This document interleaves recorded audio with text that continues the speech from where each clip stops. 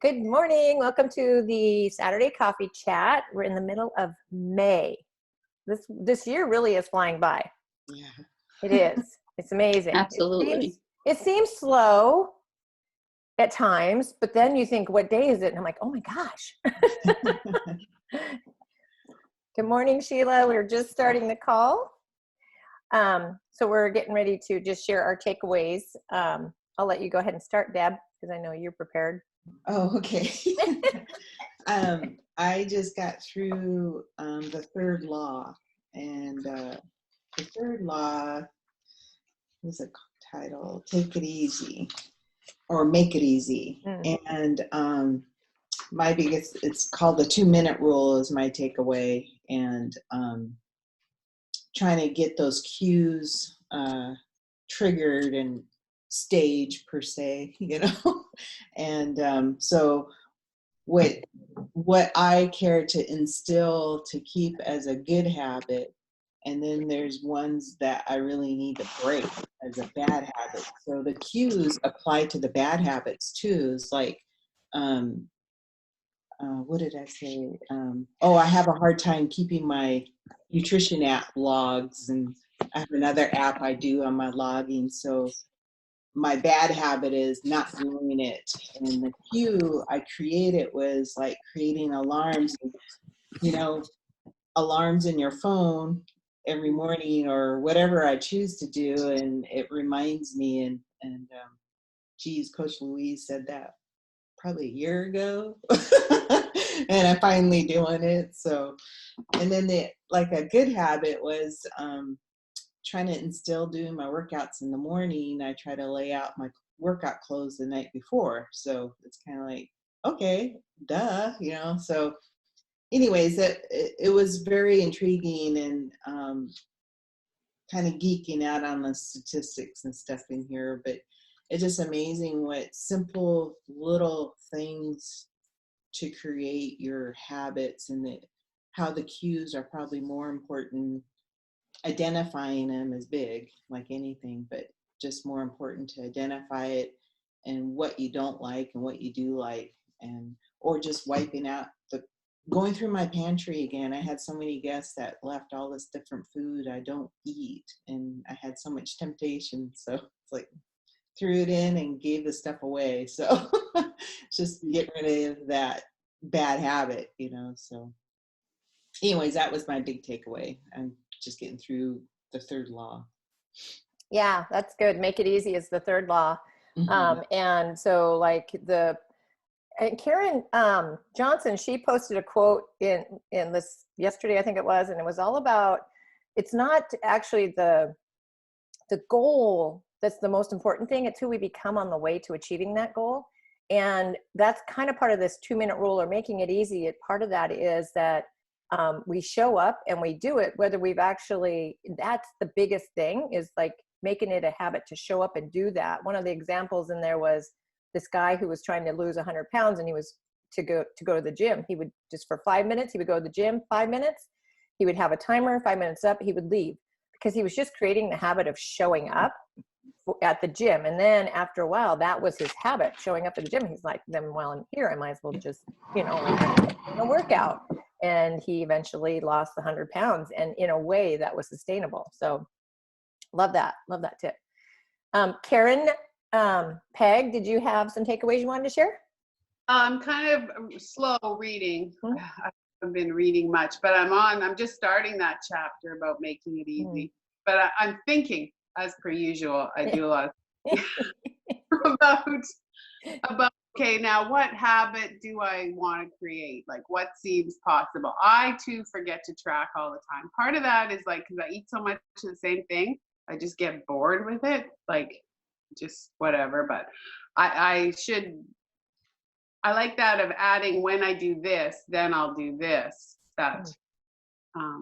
And I was actually thinking last night, geez, if I could just wear my workout clothes to bed, and if that felt comfortable, because I already do leave them right beside my bed. But I think I need to wear them to bed, but I'm not comfortable, hot flashes and all. That last night.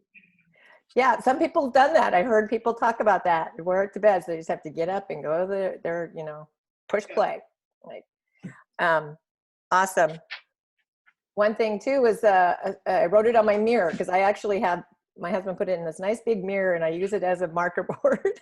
I have a marker in there, and when I'm listening to personal development while I'm getting ready, so one of the things I wrote because I was listening to James Clear video, and it's a habit has to be established before it can be improved, right? We have to, and that's part of that 2-minute rule, or showing up, or just the if this then that stacking. Like when I do this, because this is already a habit, I'm gonna then do that, right? So then you put right after this habit you already have going on, you add this one to it.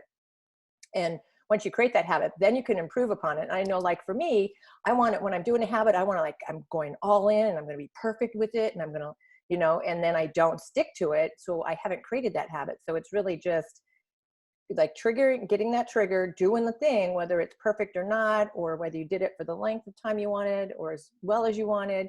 It's like just doing it. And that's where you create that habit, and then you can improve upon it. His other thing was it has to be standardized before it can be optimized. So I love that. I've got it written on my mirror. It's like, okay, I just need to show up, right?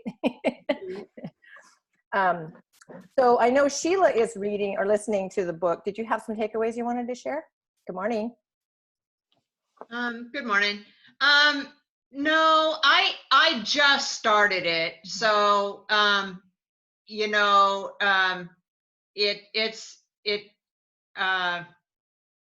I'm just going to listen to what you guys have to share on it right now. Cause I just started the book and I was, I'm on, like, I think I've listened to the first 1 or 2 chapters. I'm not sure exactly where I was at on it when I left off. So, but I liked what I heard so far. So I know you guys are way ahead, so I'm not even sure where you guys are at. So no worries, it's good. I'm gonna go. I did like that it had a bunch of links onto the that it had a website, and I was interested in going on there and seeing what it had hard copy and stuff, because I like to see visual stuff too. So yeah. I was going to go and see what they had on their website. Yeah, there are some great free resources. And when I got the book, I was all gung-ho and got the workbook, companion workbook, but I put it on the bookshelf and forgot I even had it. So maybe when we reread through it again. Yeah, so but I like listening to you guys. So anyway, cool. Thanks. And then Erin, were you reading it? No, I was going to look into getting it, but I knew you said you were going to maybe start something new soon. So I figured I'd wait for that. Yeah. And we haven't decided on a book. If anyone has any suggestions, the To Be Mindset, Alana Mulstein, who created To Be Mindset, she just released her book launch this last week. It's called You Can Drop It, I think. And I'm sure it's an amazing book. So we were considering that one. Even if you're not following To Be Mindset, some of her principles in there you can apply to just your whole, how you look at food and how you're using the containers. Even I do that, like cleaning out your pantry. That's one of the principles is USM, out of sight, out of mind, and part of making your habits easy is also making them, the inversion of the law is to make it hard. So making it so that it's not, you don't just see things on your counter, put them away, or don't even buy them, right? Or buy them in the single serving size to help you control your portions. So, so I know there's a lot of great stuff in there. And so we were thinking about that book, but if there are some suggestions, we'll definitely take those. The one thing that I wanted to just share, and then we'll move on, is I'm in the 4th law, and it is to make it satisfying. And that, that's such a great principle, because if we don't enjoy what we're doing, or we don't get a reward, get that gratification when we're doing something, we're not going to continue to do it. And the problem with creating good habits is usually that reward is in the future. With bad habits, that reward is usually pretty immediate. And that's why it's so hard to break a bad habit and create a good habit. So we have to remember that when we're doing the good habits, that we may not always get that reward right away, but to keep our eye on that long-term goal that we have. And then to also, it's to, what do we say? Find the wins. So to be able to have that more of immediate satisfaction with the good habits that you're creating is to say, like, if I log all my food this week, I will reward myself with, something like, and don't make it food related, but something like, I don't know if it is a massage, it's kind of like big reward actually, but maybe you're going to get a new book, or maybe you're going to get a new journal, or you're going to, can you hear my dog? She's tearing up a box. Just some small reward that if you do this, then I get that kind of thing. So that's that instant reward that you get. The one thing he writes is that with our bad habits, the immediate outcome usually feels good, but the ultimate outcome feels bad.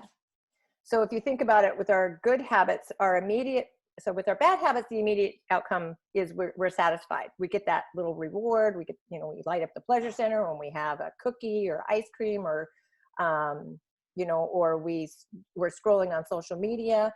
We get this immediate satisfaction. We change how we're feeling right then, right now. But the long-term effect of that is usually not good. Like, we're not productive. We spent so much time on social media. We didn't do the things we needed to do. And so then ultimately we didn't meet our production goals. Or if we're eating the cookies, it feels good right now, but it's not getting you to that longer term goal. And the same is obviously reversed with the good habits. Like, we do the good habit and we don't get that immediate feel good, but if we can stick it out for the long term, then we do. So that's that delayed satisfaction that we have to just keep our mind on, or our attention on that, and our focus on that long term, but then also set ourselves up with some immediate wins. So whatever that's going to look like for you. And that's like, I do like to figure out what is your 30-day goal, even your 90-day goal, 6 months, 1 year, but break that down. What are you doing this week? And then what are you doing today, right? That's going to get you to that goal. And then especially in that, like, what are you doing this week? What is going to be your reward? So we'll start thinking about that and talking more about that, just to kind of keep that at the forefront of our mind. I think as we go, I'll be thinking about, in our groups, these 4 habit loop cues of the cue, the trigger, which is the cue. Now I'm losing it. What is it? The trigger, the response, and the reward. There's 4. And the habit loop. Well, I'll think of them. But anyway, so we'll apply them as we're going along in our groups. I'll just make sure that it's cue, craving, response, and reward. Right. Okay. Yes. Craving, big one, big one to miss.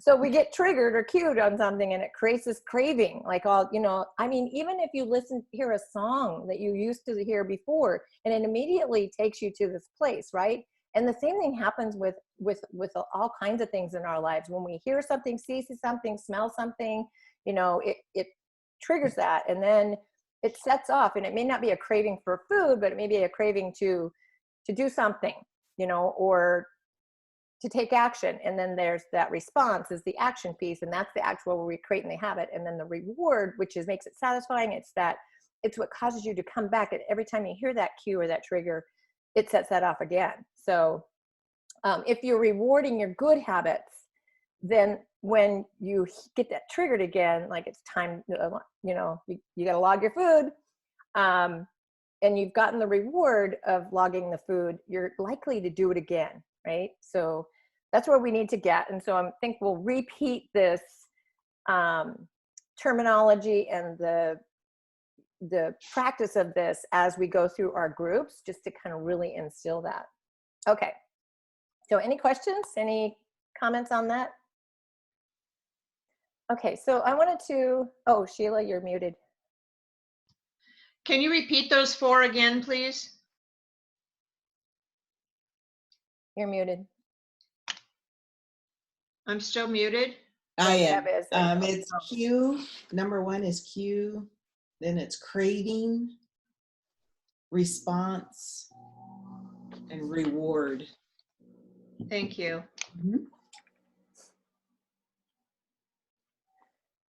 Okay, I'm gonna share my screen. And then I just quickly go over a couple things, and then I'm gonna talk to you about the cleanse versus detox. So Spirit Week is coming up for our BODS groups. And so this is what's gonna happen next week, and I'll put some information in there tomorrow about what this is gonna look like. But so Monday will be favorite character day. If you have a costume or if you can dress up, and share a picture of that, you get bonus points if you actually do your workout in your favorite character. I know I'm just pulling whatever I got out of the closet, which happens to be Wonder Woman. Let's see if it still fits. And so just have fun with that, whatever. And it doesn't, have to be a actual costume. You can just pull some stuff out of your closet. And then Jersey Day. So if you have a team jersey, share that, wear that. And again, bonus points if you work out in that. Old People Day. We're gonna tribute to our elders and dress up like an old person, and I think we're doing bonus points if you work out in that too. And of course, just sharing pictures.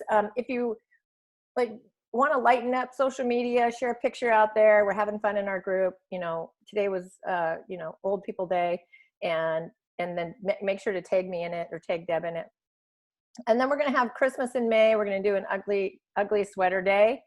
And and then Crazy Sock Day. And so that's just going to be Spirit Week, just to kind of throw a little something different into the mix and just have fun and forget about, everything else. And because like we said, we have to make it satisfying. We have to make it enjoyable and a little bit fun. So that's going to happen next week.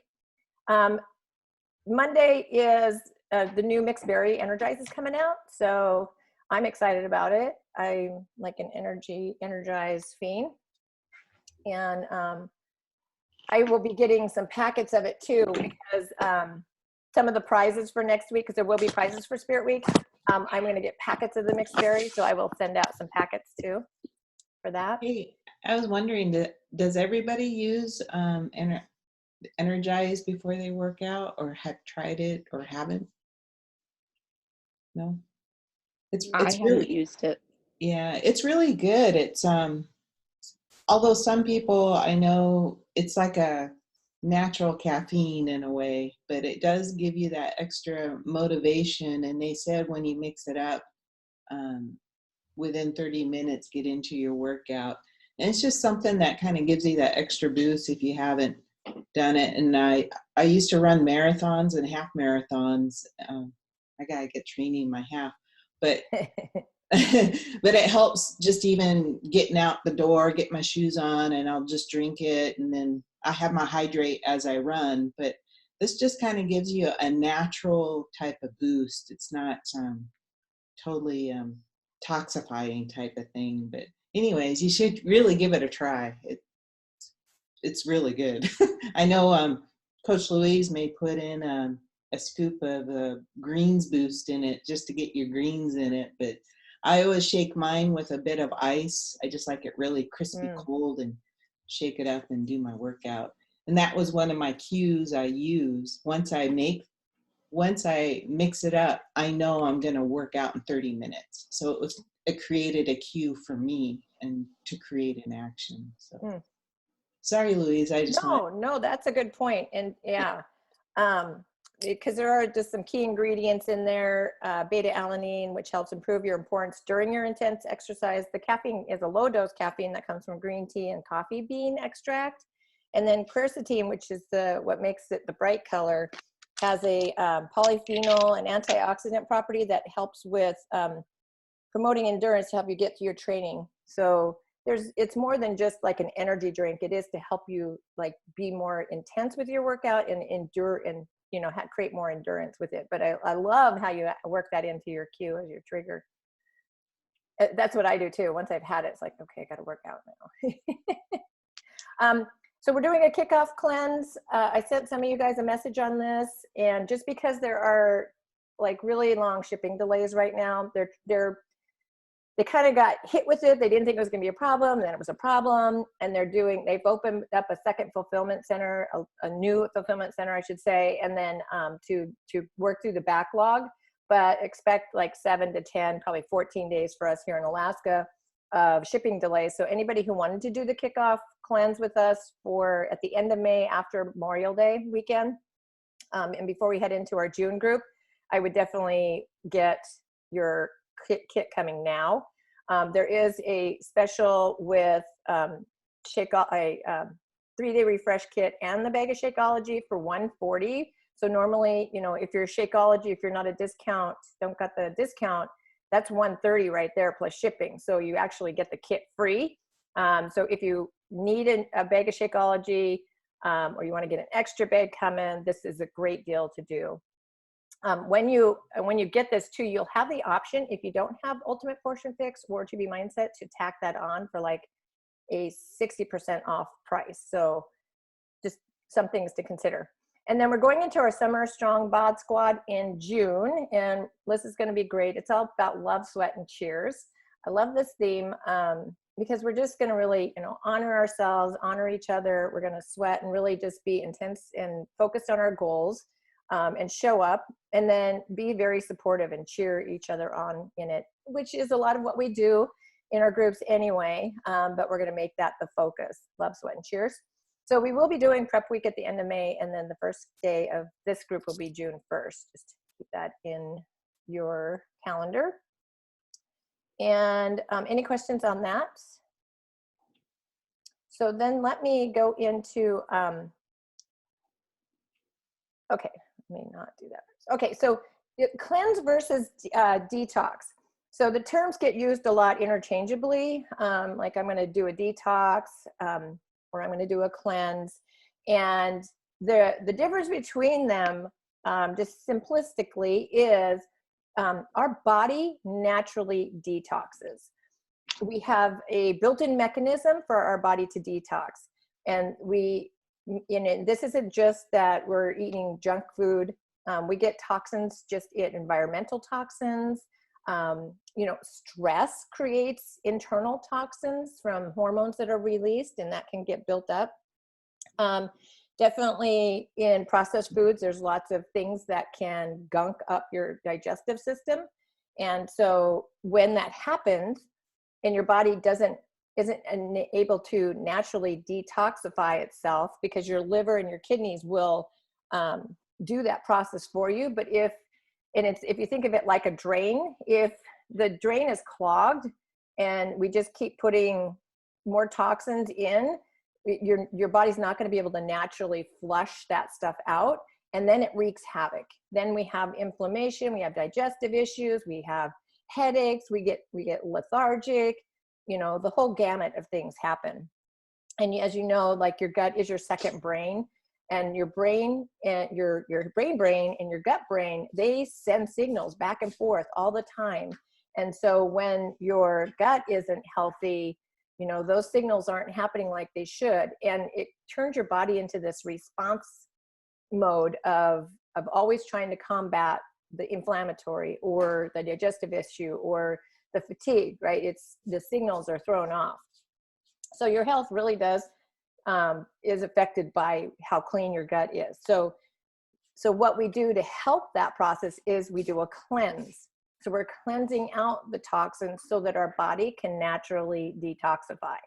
So that's the difference between the two. Just to know that if you are eating 100% clean and you're meditating and you're doing all the things, your body's probably going to be naturally detoxifying pretty well. But if you're stressed at all, you're not sleeping well, you're eating 80-20, even like me, I still have some processed junk going in. I occasionally like to do a cleanse. So I actually have my kit coming on like a 3-week, it's a quarterly auto ship. So I always know I have one coming. And I just like to do them occasionally just to clean that system out and give it a fresh start. I really like doing them after a time when, like the holidays, when we kind of get into that mode, we're creating this habit of reaching for the quick reward, the sugar or the junk food or the chips or whatever it is. For me, it gives me that quick structure and helps me to kick those habits, gives me, time to start creating that, getting back to the habits that I know are going to serve me in the long term. So that's the main difference between the cleanse and the detox. Let me share my screen. 7 things to know before you start your cleanse. So, and I'll share this PDF that I made out with people, with everyone. But so choose your program. So, whatever you do, the things that I like about the 3-day refresh or the ultimate reset, which I'll talk about just briefly, is that you actually eat food. And because there's cleanses that you can do where it's just juicing, it's just, you're not eating and you're just doing shakes all day or juice all day. And I prefer to eat, my food. And so I really like that we get this in the 3-day refresh. So if you haven't done it, you do have 3 shakes a day to get your protein in, one of them being your Shakeology in the morning, because Shakeology is more than just protein. It has all the nutrients. So it's going to set your morning up right, give your body the nutrients it needs. But with that, you also get fruit, you get veggies, you get healthy fats. So it takes out the animal protein, and it takes out the carbs, as far as you still get carbs with your fruit and your veggies. And sometimes, or your healthy fats, there's usually a couple macros in each thing, like quinoa has protein and carbs. There's usually 2 macros in something that you're eating. So, but with the cleanse, you're taking away some things to allow your clogged drain to get cleaned out. I was just looking at my notes. Okay, and the ultimate reset, so it's like choose your program. If you're ready to completely overhaul your lifestyle, I would suggest doing the ultimate reset. It's a commitment that you have to make. It's 3 weeks. It tapers you off. The first week you do get some animal protein. The second week you are completely off of it. And then by the 3rd week you are 100% vegan. And it really does it in a way that's gradual. And you are eating 100% clean, whole foods. You create all the recipes. So it does you do spend some time in the kitchen, I'll just say that. But you eat some amazing food, things that you probably haven't ever tried. And it is a lot of food that you get to eat. And there's a specific calendar with it and a specific menu. Okay, so then check your calendar. There's no right time to cleanse, so take a look at your schedule. You don't want to be, usually traveling's not good if you're doing one, and just being able to work it in when it's going to suit you best. Some people like to do it during the week, some people during the weekend. And I know with the 3-day refresh, it's a gentle cleanse, so it's not like you need to be near the bathroom all the time. You make your meal plan. So when you get the 3-day refresh, you have the program guide. So it walks you through exactly what you're going to eat, when you're going to eat it. That's part of the thing that I like too, is like, I don't even have to think about a meal plan for those 3 days, because I know exactly what it is that I'm going to have and when I'm going to have it. So, and then get some sleep. Sleep is so we don't think about, when we're thinking about our health and about losing weight, we just think about eating clean and maybe some exercising, right? But we don't think about the other things like sleep and water, and taking just a little time to de-stress. So sleep is super important. I know the last few days I've kind of like not been living the good life with the sleep. With my animals, it would just be getting me up. I don't know what their deal is. But when you don't get enough sleep, you release a cortisol hormone that is the stress hormone, and then that can, can add to your toxification. So sleep is important. And as your body, when you're actually in the cleanse, as your body is doing what it's doing, it's working hard to detoxify you and to cleanse you out and help your system detoxify. So getting some sleep is great. Notify your squad. So you want to definitely let your friends and family know this is what you're doing, so that they can support you and not sabotage you, scaling back your workouts again because your body is working hard to cleanse the system. And so you want to do light activity. And with the 3-day refresh and the ultimate reset, that's where there's a 3-day refresh yoga. And then with the ultimate reset, that's that 3-day yoga or 3-week yoga retreat. It goes in line with the phases of the ultimate reset. So plus there's lots of other gentler workouts that you can do. And if you have any questions on that, if you're doing the cleanse, let me know. Talk to your doctor, obviously, always recommend that. Just make sure that if you're going on a cleanse and you're eating certain foods or not eating foods, or you're lowering your calorie intake on the refresh. Now on the ultimate reset, you're eating a lot of food. Let me just tell you that.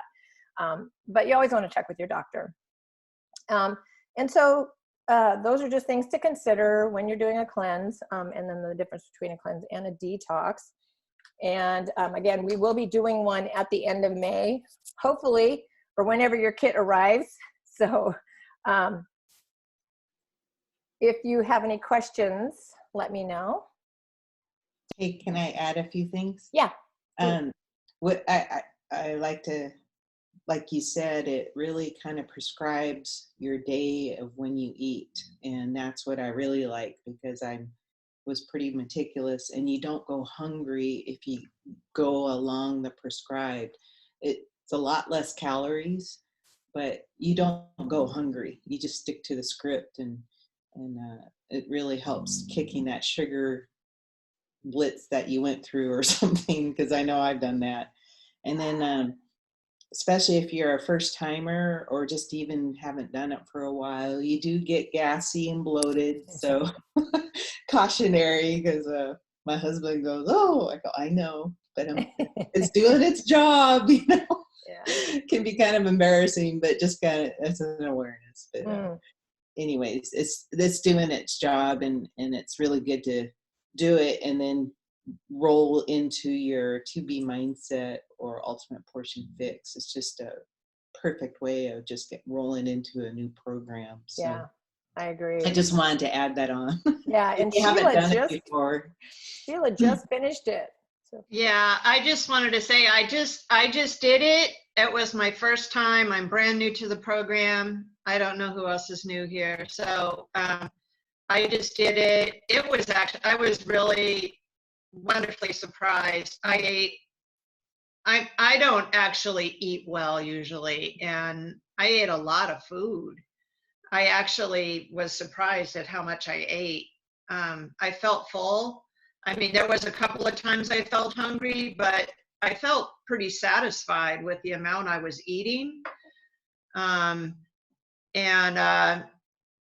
ate differently, a lot differently. This whole time I've been eating differently. So, but I felt pretty satisfied, and the results were good, and I felt really, really wonderful afterwards.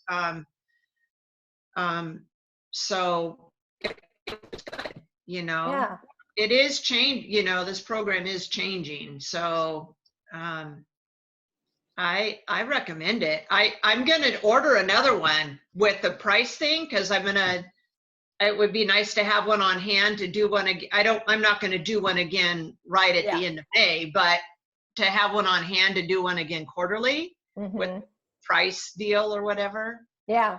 Because I think that would be great. Exactly. I got one for my husband to come to. I'm still waiting on my first kid. I haven't got, so yeah.